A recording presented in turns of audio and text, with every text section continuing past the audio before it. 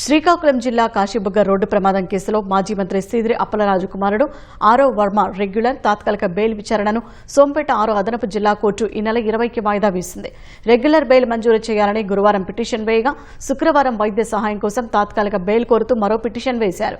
ఈ 2 వ్యాజ్యాలపై పిటిషనర్ తరపున వడిషా బాలకృష్ణ వాదిస్తూ ఆరవ్ వర్మ శరీరమంతటా దెబ్బలు తగిలాయని, కదలేని స్థితిలో ఉన్నారని తెలిపారు.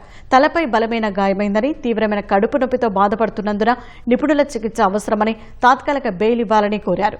దీనిపై కౌంటర్ వేయడానికి సమయం కావాలని ప్రతివాది తరపున అదనపు పబ్లిక్ ప్రాసిక్యూటర్ డి జగన్ నాయకులు కోర్టును కోరారు. ఇరుపక్షాల వాదనలు విన్న న్యాయమూర్తి తాత్కాలిక బెయిల్ అవసరంపై ఇప్పుడే నిర్ణయం నమోదు చేయలేమని పేర్కొన్నారు. ఒకవేళ పిటిషనర్ గాయాలతో బాధపడుతుంటే జైలు సూపరింటెండెంట్, జైలు వైద్యాధికారితో పరీక్షలు చేయిస్తారని, మెరుగైన చికిత్స అవసరమని భావిస్తే ఆ మేరకు రెఫర్ చేస్తారని పేర్కొన్నారు. రెగ్యులర్ బెయిల్పై కూడా వాదనలు విని వాయిదా వేశారు. మరోవైపు సీదిరి అప్పలరాజు ముందస్తు బెయిల్ కోసం సోంపేట 6 అదనపు జిల్లా కోర్టులో పిటిషన్ వేశారు.